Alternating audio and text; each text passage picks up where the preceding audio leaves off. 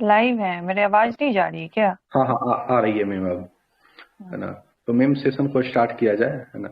तो मेन से रिलेटेड कुछ डाउट है, पहले कुछ मेन से रिलेटेड अपना पॉइंट ऑफ व्यू रख दीजिए। बहुत सारे बच्चे का डाउट आ रहा है कि आंसर राइटिंग कैसे इनहांस किया जाए, कैसे बेहतर किया जाए। और कुछ बच्चे का ये भी डाउट आ रहा है कि 8 मार्क्स और 38 मार्क्स को लेकर, 8 मार्क्स में पेज होने चाहिए, क्वालिटी मैटर करता है या क्वांटिटी मैटर करता है। ठीक है ना? और हैंड राइटिंग को लेकर भी बहुत बच्चे पूछ रहे हैं, और ऐसे को लेकर भी पूछ रहे हैं। तो ये 3-4 पॉइंट्स हैं जो बच्चे के कॉमन डाउट्स हैं, तो इसको लेकर मैम थोड़ा सा जिक्र आप कर दें। हाँ जी।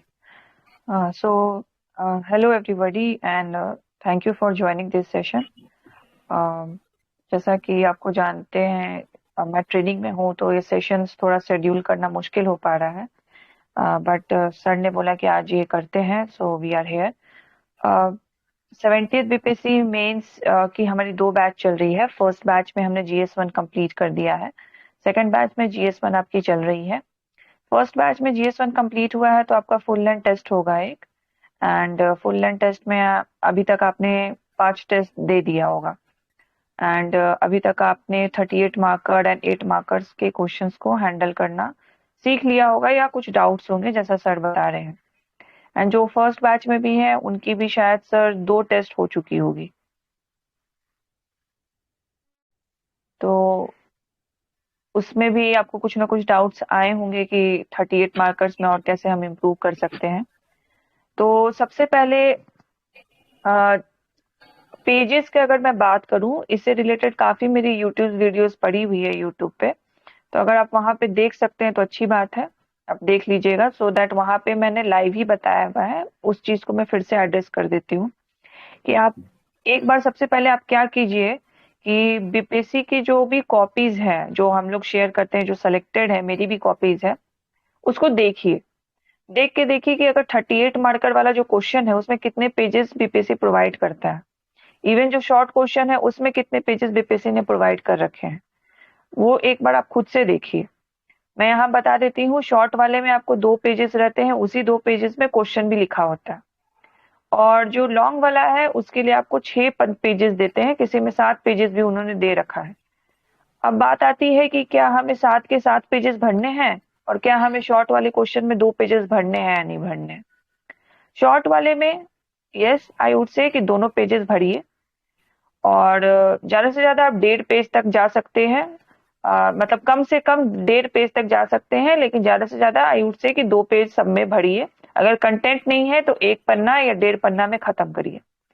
अब रही बात 38 मार्कर वाली में, तो मैं एक एवरेज हैंडराइटिंग लेके चल रही हूँ। मुझे नहीं पता, किसी की हैंडराइटिंग बहुत छोटी होती है, किसी की हैंडराइटिंग बहुत बड़ी होती है। तो एक एवरेज हैंडराइटिंग लेके मैं चल रही हूँ कि आपका ठीक ठाक एक एवरेज हैंडराइटिंग है, ना ज्यादा बड़ा है ना ज्यादा छोटा है।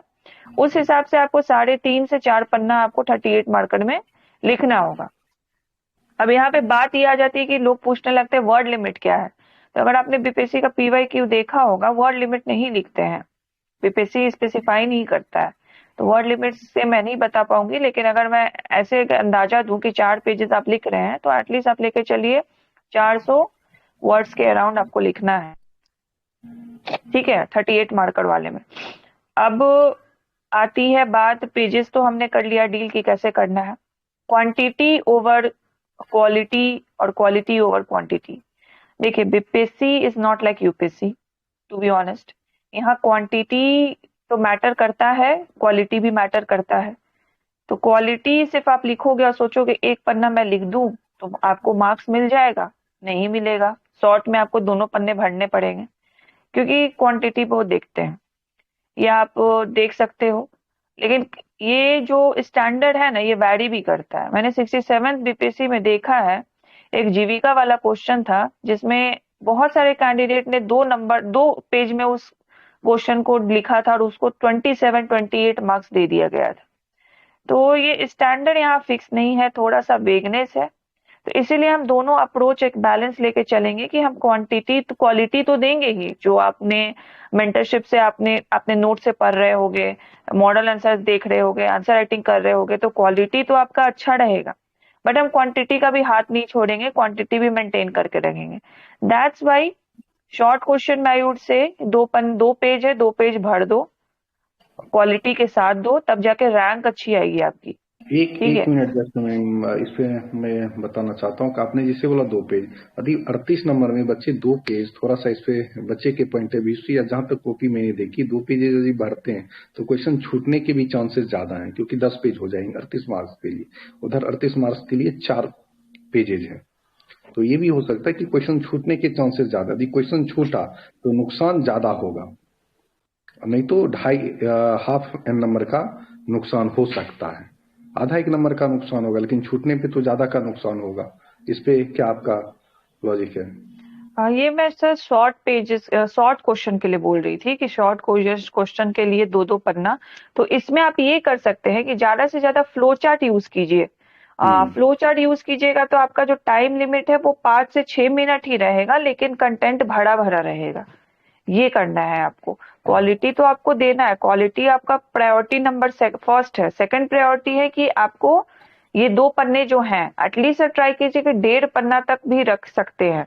1 पन्ना तक उसको सीमित करके नहीं छोड़ देना है, नहीं कि क्योंकि वो क्वांटिटी देखेंगे उसी से आपको डिसाइड कर लेंगे कि इसको 3 मार्क्स से तो ज्यादा हमको देना ही नहीं है, भले आपका क्वालिटी कितना भी अच्छा क्यों ना हो। तो शॉर्ट वाले क्वेश्चन में जब से आए हैं तो ये चैलेंजिंग तो है ही।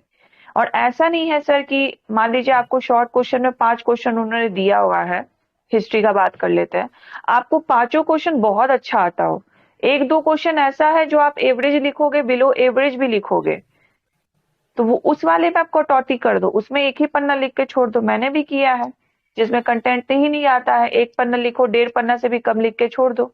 लेकिन जिसमें आपका कंटेंट है, आपको लगता है कि इसमें आप 4.5-5 मार्क्स ला सकते हो 8 नंबर में, तो उसको तो 2 पन्ने में लिखो।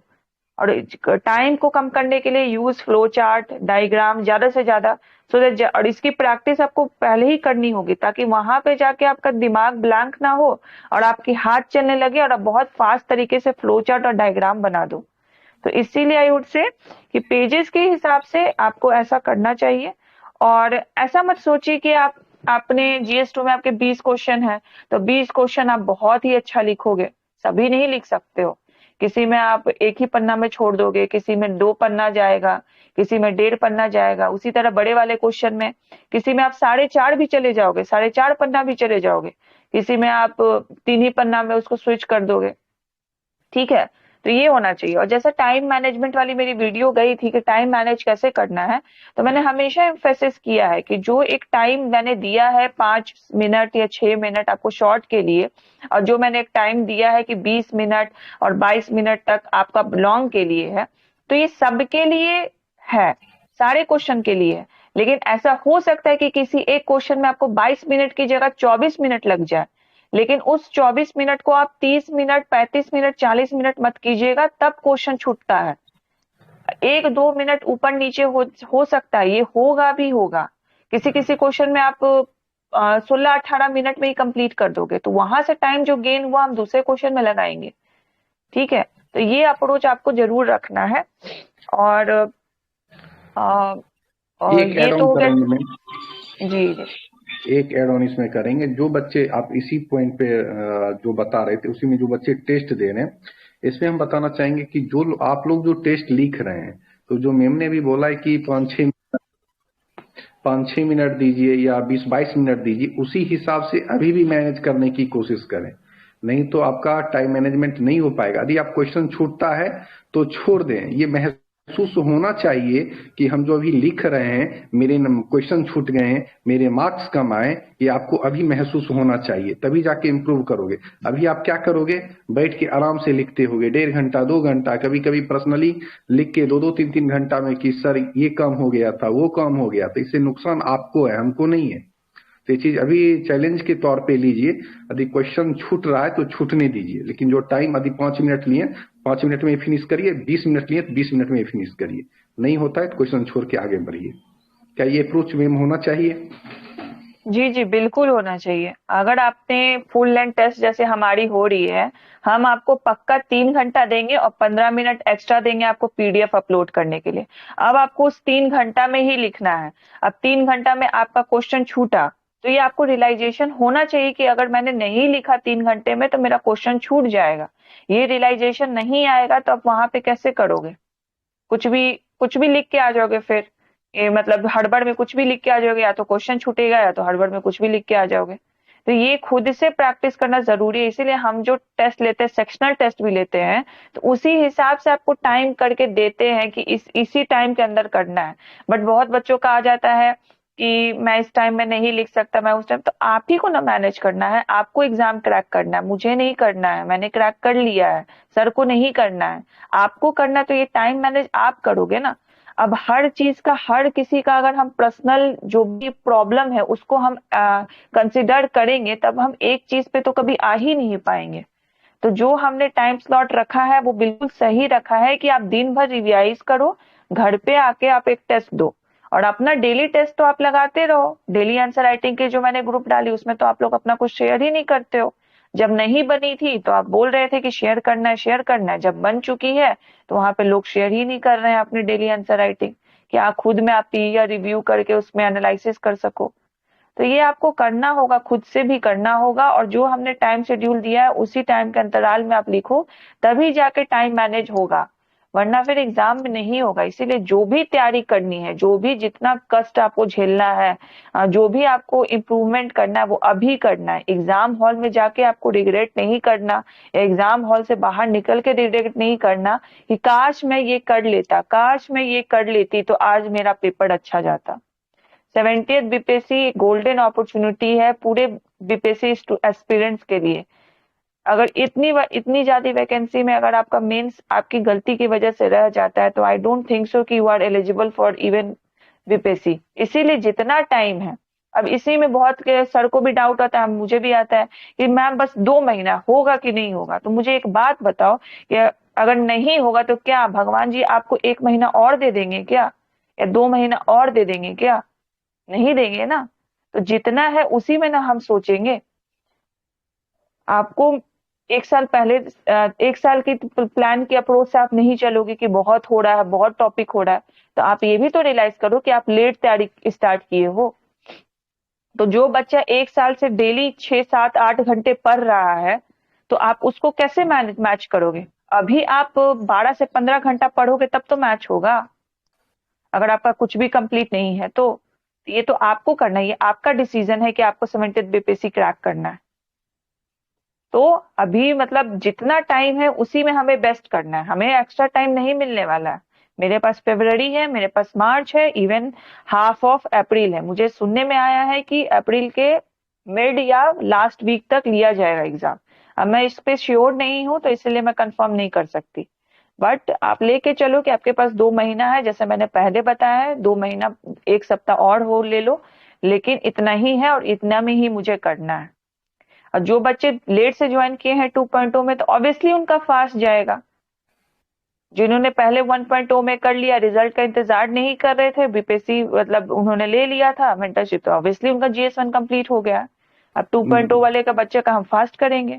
बिल्कुल, 1 मिनट जस्ट मैम। हाँ, 2.0 वाले बच्चे का तो ठीक आज रिजल्ट फर्स्ट टेस्ट का जाएगा, और 1.0 वाले का फिफ्थ टेस्ट का रिजल्ट जाएगा। और 2.0 वाले का थोड़ा सा फास्ट है, और फास्ट है तो कॉपी उतनी फास्ट चेक नहीं होगी। ठीक है, इवन थोड़ा सा मान के चल रहे 1 आध दिन लेट हुआ, लेकिन ठीक है, उसको मैनेज करेंगे कि थोड़ा जल्दी ही आपकी कॉपी मिल जाए, क्योंकि मेंस की कॉपी है। और आप भी समझ सकते हो कि प्रॉपर वे में चेक करके हर चीज आपको वहां पे दिया जाए। और आप लेट से ज्वाइन किए हो तो ऐसा थोड़ी कि भुगतना आपको पड़ेगा। बीपीएससी आपके लिए टाइम दे रहा है, नहीं दे रहा है ना। तो जो टाइम है, एक्सक्यूज देने से कुछ नहीं होगा कि फरवरी मार्च अप्रैल 2.5 महीने 3 महीने में होंगे या नहीं होंगे। तो इससे अच्छा पीटी नहीं देते। जब पीटी क्रैक कर लिए तो आपके पास एक्सक्यूज का क्या मतलब है? कोई मतलब नहीं है। आपके पास बस सामने एक ही ऑप्शन है कि आप मेंस दो, और अच्छे अप्रोच के साथ दो। कौन क्या था पहले, कौन क्या कर रहा है, कहाँ क्या करवाया जा रहा है, कोई मैटर नहीं करता है। यदि आप लास्ट टाइम में 2-2.5 महीने अपनी तरफ से 100% दोगे, खुद से दोगे, तो ये सिर्फ मेरे एफर्ट लगाने से और किसी और के एफर्ट लगाने से नहीं हो सकता है। और 2.5 महीने में जो भी बोलेंगे, हम थोड़ा एक बार क्लू दे देते हैं कि कोई भी यदि बोलेंगे क्लास के माध्यम से, यदि 2.5 महीने में मेंस के सिलेबस कंप्लीट करा देंगे, तो ब्रह्मा विष्णु महेश भी आपको नहीं बचा सकते। ये हम सख्त हिदायत दे दिए।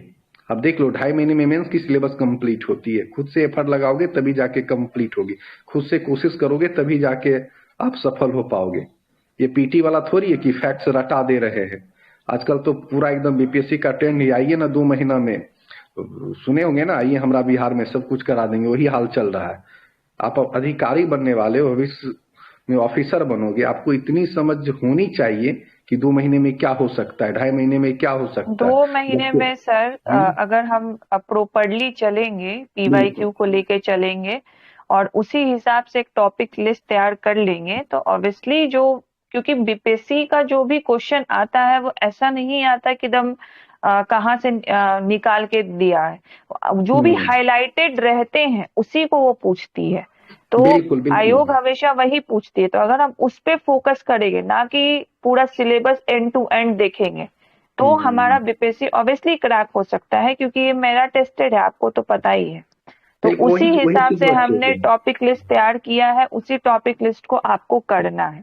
हाँ, और तो बाकी अगर डाउट्स पे और आते हैं कि एक तो टाइम मैनेज हो गया, पेजेस को लेके हो गया।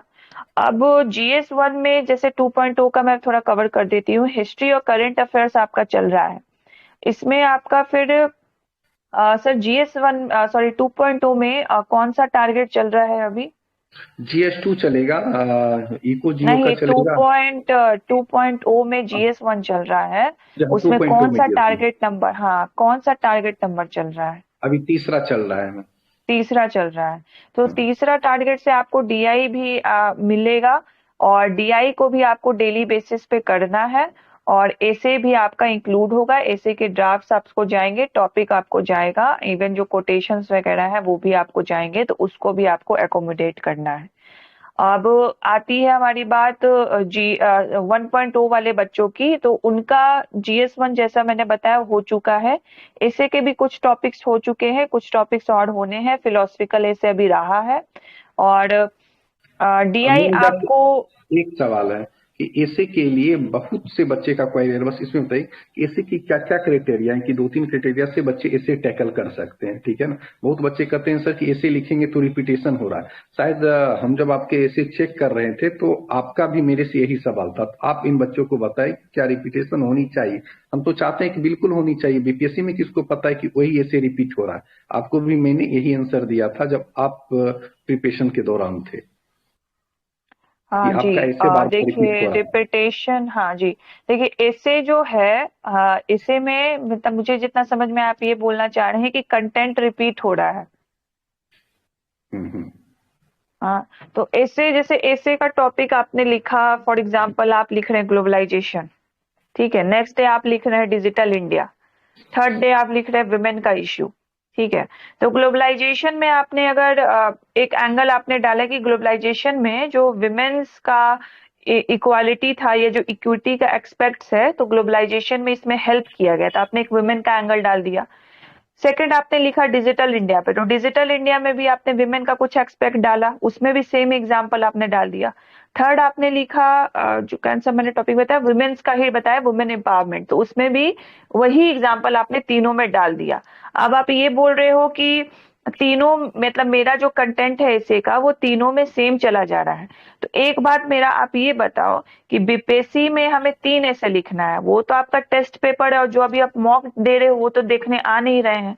आप जो वहां 3 लिखोगे उसमें बस इंश्योर करना कि आपके जो एग्जाम्पल्स हैं वो अलग हैं। अगर कंटेंट आपका मॉक में हो रहा है रिपीट, तो उससे क्या मतलब है?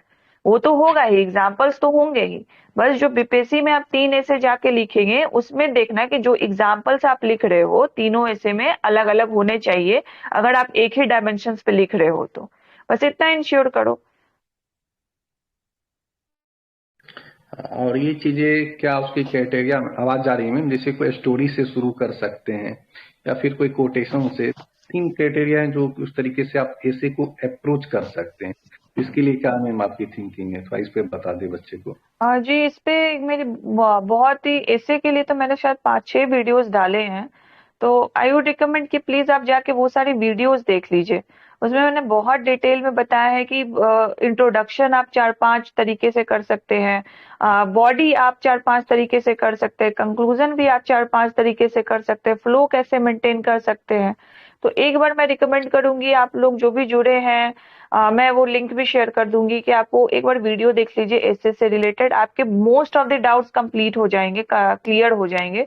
अगर कोई और डाउट रहता है तो आप उसी वीडियो के नीचे कमेंट कर लीजिएगा, मैं कमेंट रोजाना देखती हूँ तो मैं उस पर रिप्लाई कर दूंगी, या ऐसा कुछ आपका कमेंट रहेगा तो उस पर एक नया वीडियो भी आ जाएगा। तो एक बार आई वुड रिकमेंड कि वो देख लीजिए। वैसे सर जैसे बता रहे हैं कि स्टोरी से कर सकते हैं, कोटेशन से कर सकते हैं, डेफिनेशन से कर सकते हैं, रीसेंट न्यूज से कर सकते हैं, एनेक्डोट से कर सकते हैं, तो ये सारे तरीके हैं जिससे आप स्टार्ट कर सकते हैं। Definition is the last option जो आपको चूज करना है।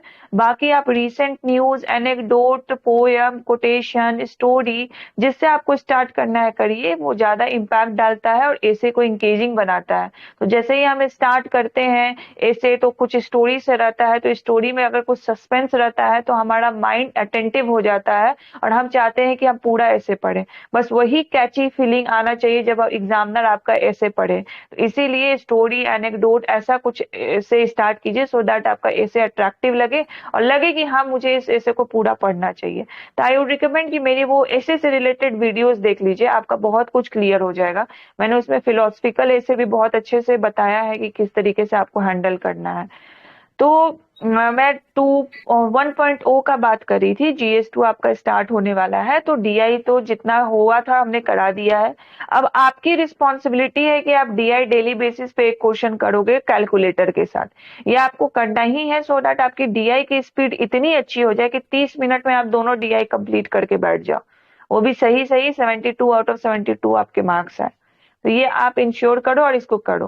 GS2 हमारा स्टार्ट होने वाला है, तो हम पॉलिटी इको जियो से स्टार्ट करेंगे। इससे पहले आई वुड रिकमेंड कि एक बार जो बजट और इकोनॉमिक सर्वे है वो उसकी डेटा आपके पास हैंडी होनी चाहिए। हम अपने तरफ से तो आपको प्रोवाइड करवा देंगे, लेकिन अब साथ साथ मैं चाहती हूँ कि कुछ कुछ जो इंपॉर्टेंट टॉपिक्स है उसके डेटा आपके पास हैंडी होने चाहिए। अब इसमें बच्चों का सबसे पहला क्वेरी यही होगा कि कौन सा बजट और इकोनॉमी, नया वाला या पुराना वाला। तो अभी नया वाला बिहार का तो आया नहीं होगा, और हम वेट, अभी आई वुड से कि वेट मत करिए, आप पुराना वाला ही कर लीजिए। जैसे फॉर एग्जांपल अब इसमें देखिए, एक आता है कि जो एक इकोनॉमिक ओवरव्यू होता है कि GDP ग्रोथ रेट कितना हुआ, बजट कितना एलोकेट हुआ, ये सब ऐसे पॉइंट्स, डेटा पॉइंट्स है जो बहुत ही सिग्निफिकेंट है और लाइक मेजर हाइलाइट्स होते हैं बजट और इकोनॉमिक सर्वे के। तो इनको हम नए वाले से निकालेंगे और नए वाले से याद करेंगे। अब मान लीजिए कुछ पुराना डेटा पॉइंट्स, सॉरी कुछ ऐसा डेटा पॉइंट्स है, फॉर एग्जांपल एग्रीकल्चर इंडस्ट्री, कि एग्रीकल्चर में इरिगेशन पोटेंशियल बिहार का कितना है, एग्रीकल्चर की प्रोडक्टिविटी कितनी है। तो आप इसमें एक साल पुराना डाल दोगे उससे कोई फर्क नहीं पड़ता है, बस वहां पे लिख दो economic survey 2024, 2024 to 2025, sorry 2023 to 2024, क्योंकि लास्ट ईयर का है तो उससे लास्ट ईयर का वो इकोनॉमिक सर्वे होगा, ये लिख दोगे। और आप भी देखो कि अगर इकोनॉमिक एग्रीकल्चर प्रोडक्टिविटी हमारी अगर बिहार में लास्ट ईयर 20% थी, तो अभी भी कितनी होगी, 19 होगी, 18 होगी, 21 होगी या 23 होगी। इतना तो जंप नहीं हो जाएगा कि 50 का अंतर आ जाएगा, 20 का अंतर आ जाएगा। तो we will definitely quote the datas of the last year, उसमें कोई प्रॉब्लम नहीं है। लेकिन जो मेजर हाइलाइट्स होते हैं, GDP growth, GSDP, for example budget allocation, किस सेक्टर में कितना बजट, किस में हाईएस्ट हुआ है, वो सब बस नया वाला का याद कर लेना, जैसे ही आएगा वो आप उसको अपडेट मार लेना। लेकिन एक प्री तैयार रखो, पहले वाले इकोनॉमिक सर्वे से एग्रीकल्चर, इंडस्ट्री, पॉपुलेशन, वुमेन्स का डेटा आपके पास प्री हैंडेडली होना चाहिए, एंड उसी को आप अपने आंसर्स में कोट करोगे। हमारे नोट्स में भी आपको बहुत सारे डेटाज मिलेंगे जिसको आपको यूज करना है, उसको वैल्यू एडिशन करना है, साथ ही साथ आप ये अलग से भी डेटा बना के रखोगे। तो ये आपका टास्क है जो आपको करना है। All right. अब साथ साथ हमारा पॉलिटी भी स्टार्ट होगा, तो पॉलिटी की भी नोट्स आपको मिलेगी। साथ साथ हम एक सुप्रीम कोर्ट का जजमेंट का पीडीएफ आपको सेंड करेंगे, तो उस सुप्रीम कोर्ट के जजमेंट को भी पढ़ना है। और जो मान लीजिए आप फंडामेंटल राइट्स पढ़ रहे हैं, तो हमारे नोट्स में तो कुछ ना कुछ जजमेंट होगा ही, साथ साथ आपको उस वाले पीडीएफ से भी जजमेंट निकाल के अपना एक अलग से शॉर्ट नोट्स बनाना है, माइंड मैप में उसको डालना है, सो दैट आप जब उस आंसर को लिखो तो उसमें जजमेंट्स को भी आप ऐड करो। तो ये आपका चलेगा इस तरीके से। एंड जो भी 2.0 के बच्चे हैं उनका भी इसी तरीके से चलेगा। तो अभी से आप अपना माइंड मेकअप कर लो कि आपको ये 2 महीना बहुत अच्छे तरीके से ज्यादा टाइम दे के पढ़ाई करनी है, सारे डाइवर्जन को दूर रखना है, और एक मैनिफेस्टेशन लेके बैठ जाओ कि 70th बीपीएससी मुझे इस बार क्रैक करनी है। नॉट ओनली मेंस, मुझे बीपीएससी ही क्रैक करनी है, एंड उसके लिए आपको मेंस में ज्यादा मार्क्स लाने होंगे।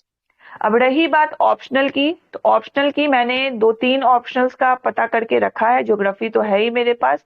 पीएसआईआर का मैंने स्ट्रैटेजी और बुक्स वगैरह, मेरे एक फ्रेंड है उनका पीएसआईआर है, तो उनसे मैंने पूछ लिया है कि कैसे करना है।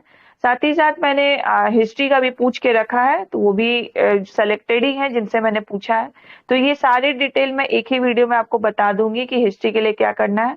और सभी मतलब मेरा तो ज्योग्राफी का जो एक्सपीरियंस रहा है वो यही रहा है कि जीएस का अगर ज्योग्राफी आपको आता है तो ऑप्शनल के लिए तो टेंशन ही नहीं लेना है।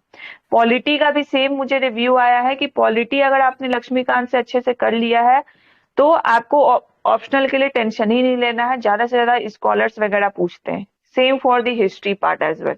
तो ये जो ऑप्शनल है इसके लिए आप टेंशन मत लीजिए। आपकी जीएस अगर अच्छी है तो आपका ऑप्शनल हो जाएगा। ठीक है, तो ऑप्शनल के लिए टेंशन मत लीजिए। मैं एक ही सेशन लूंगी आपके साथ जिसमें पॉलिटी, हिस्ट्री, जो भी मुझे सेलेक्ट जिनका भी ऑप्शनल था वो उन्होंने बताया है, वो चीज मैं आपको बताऊंगी। उतना फॉलो कीजिए। 2 साल का जो पेपर है क्वालिफाइंग वो लगाइए और आपका ऑप्शनल सॉर्टेड हो जाएगा, उसके लिए टेंशन ही नहीं लेना है। हिंदी क्वालिफाइंग का एक पेपर हम लेंगे आपका, तो उससे आपका हिंदी क्वालिफाइंग में जो भी आपको डाउट्स है, अंडर कॉन्फिडेंट है, वो तो हो ही जाएगा। एंड जो हिंदी मीडियम के हैं उनको तो दिक्कत की बात ही नहीं है। So this is all from my side.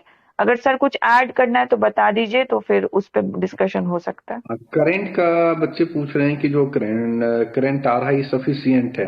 तो हम तो बच्चे को बोल दिए कि देखिए, जो बीपीएससी हमेशा हाईलाइटेड चीजों को पूछता है, आप करंट अफेयर्स उठा के देखिएगा, 16 के बाद आप क्वेश्चन उठा के देखिएगा, कभी भी नहीं लगेगा कि उस तरीके से आउट ऑफ बॉक्स क्वेश्चन आ रहा है। यदि तो भी लगता है कि कुछ करंट आपके लिए इम्पोर्टेंट है, तो हम एक डाउट सेशन में एक बार रिव्यू करा लेंगे। आप वहां लिस्ट दीजिए, फिर हमें लगेगा कि नहीं ये इम्पोर्टेंट है, बच्चे की तरफ से भेजा गया है कि हाँ ये करंट से सर आ सकता है, तो उस पर भी हम कम करवा के दे देंगे। तो मैम इस पे आपकी क्या थिंकिंग है, एक बार बता दीजिए करंट अफेयर्स को लेकर। हाँ जी, करंट अफेयर्स हमने जो टॉपिक्स बनाया है वो लास्ट एक ईयर को ध्यान में रखते हुए बनाया है। और जो टॉपिक लिस्ट हमने आपको शेयर की है उसको डिवाइड कर दिया है कि इंटरनेशनल ऑर्गेनाइजेशंस, इंडिया का दूसरे कंट्रीज के साथ रिलेशंस, एंड साथ ही साथ और भी कुछ रिपोर्ट्स वगैरह हो गए या इंडिया के नेशनल न्यूज से रिलेटेड हो गए वो। तो अगर आप इतना कर लेते हो, मुझे नहीं लगता कि फिर उसके अलावा आपको कुछ करने की जरूरत है। और इधर कुछ और एक्स्ट्रा टॉपिक्स ऐड हुए होंगे तो हम उसको ऐड कर देंगे। तो आपका जो भी आपको लग रहा है कि ये भी छूट जाएगा वो भी छूट जाएगा, तो उससे दिक्कत वो हम आपको और ऐड कर देंगे। अगर मुझे लगता है कि हाँ ये वाली चीज होनी चाहिए तो 2-3 करंट अफेयर्स की टॉपिक और ऐड हो जाएगी। बाकी मैंने जितना दिया है that will be more than sufficient. आप ही अगर देखो, एनालिसिस करो, तो जो बीपीएससी के करंट का पोर्शन है उसमें एक 2 साल से मेरे ट्रेंड दिख रहा है कि एक पॉलिटी का पार्ट जुड़ता है। और वो पॉलिटी का पार्ट इतना बेसिक वाला पूछते हैं, वो लाइक बेसिक स्ट्रक्चर से पूछ दिया उन्होंने, यूसीसी से पूछ देते हैं, तो पॉलिटी पॉलिटी से वो कवर हो जाएगा। अब ये इधर ये रिपीट होगा कि नहीं होगा आई डोंट नो, बट ये पैटर्न दिखा है मुझे। साथ ही साथ आपको पैटर्न दिखेगा कि बहुत हाईलाइटेड टॉपिक रहता है। फॉर एग्जाम्पल G20 कितना हाईलाइटेड था, प्रेसिडेंटशिप था इंडिया का, तो पूछेंगे ही। तो उसी तरह सोचो ना कि इधर क्या हाईलाइट है, इसराइल पैलेस्टीन हाईलाइटेड है तो पूछ सकते हैं वो। एशियन कंट्रीज भी हाईलाइटेड है तो एशियन भी पूछ सकते हैं। तो इतना आपका कैपेसिटी बिल्ड हो जाएगा कि अगर कुछ ऐसा भी पूछ दिया जिसका आपका कंटेंट प्रिपेयर नहीं है, but you know the art of interlinking, और आपने इतने सारे टॉपिक कर लिए हैं तो आप उस चीज को हैंडल कर लोगे। बाकी कुछ एक्स्ट्रा अगर करंट अफेयर्स होगा तो मैं आपको वो पीडीएफ मिल जाएगा, नोट्स मिल जाएंगे उसके, और उसको भी आप एक बार गो थ्रू कर लेना। बाकी अभी तक हमने जितना कराया है जीएस जो 1.2 हमारी बैच है, I think that will be more than sufficient. कुछ एक्स्ट्रा होगा तो आपको जीएस 2 के साथ ही एक दो टॉपिक्स और दे दिया जाएगा करंट अफेयर्स का। देखिए, दायरा आदि खोजिएगा तो काफी बड़ा है, लेकिन आप ये सोचिएगा कि कम टाइम में, है ना, कितना ज्यादा चीजों को हम कर सकते हैं, कि कम इनपुट लगे और मैक्सिमम उसके आउटपुट निकल कर आए, तभी जाके आप सफल हो सकते हैं। क्यों, टाइम के साथ चलना है मुझे। 1 साल का ड्यूरेशन से लेके नहीं पढ़ाई करनी है, या उतना टाइम नहीं है मेरे पास। 2.5 महीने में अपने आप को बेहतर करना है और सफल होना है। तो यही था कि अच्छे से तैयारी करिए। जो डाउट ग्रुप में बच्चे के द्वारा भेजा गया था कुछ क्वायरी, उन्हीं को एड्रेस किया गया। यदि कुछ ऐसा लगता है तो डाउट ग्रुप में आप लोग भी छोड़ सकते हैं। डाउट ग्रुप तो वहाँ लिया ही जा रहा है, तो वहाँ एड्रेस करिएगा, फिर उसे डाउट सेशन के माध्यम से मेरे और मैम के द्वारा क्लियर कर दिया जाएगा। और लास्ट में कुछ मैम और बताना चाहते हैं तो बता सकते हैं।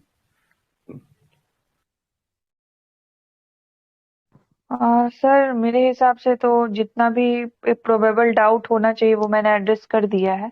लास्ट में आपके लिए कंक्लूडिंग नोट यही रहेगा कि अभी तक जैसे ही आपने पढ़ाई की है, अगर आप नहीं पढ़ रहे थे या कुछ भी आपको लेजीनेस लग रहा था या लग रहा था कि 1 महीना में आप कंप्लीट कर लेंगे, तो इस इल्यूजन से बाहर निकलिए।